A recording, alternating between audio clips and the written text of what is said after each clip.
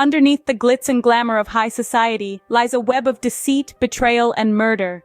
In the heart of this darkness, a wealthy widow, her life torn apart by the brutal murder of her husband, a prominent businessman. An enigma wrapped in tragedy, the widow hires a seasoned detective, a beacon of justice in a world cloaked in shadows. The detective steps into the scene, the stench of death still hanging in the air. The businessman, found dead in his study, a single gunshot wound to his heart. The room, a tableau of chaos, papers strewn about, a toppled chair, a shattered whiskey glass. The only thing missing? The murder weapon. The investigation begins, a trail of crumbs leading into a labyrinth of secrets. The detective discovers the businessman's life was not as pristine as it seemed.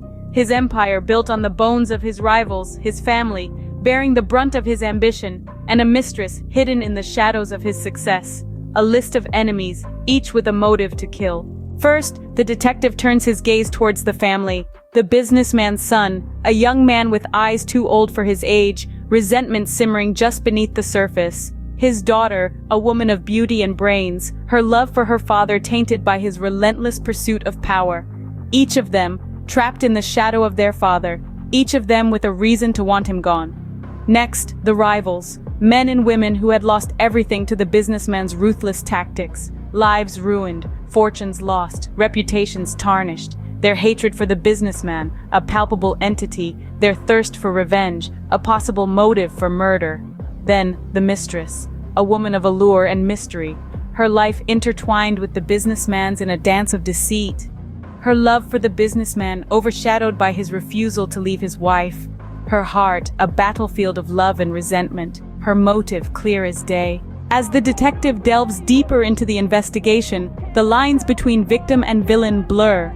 The businessman, a man of power and prestige, his life a testament to his ambition, his death a mirror to his life, surrounded by the people he had wronged.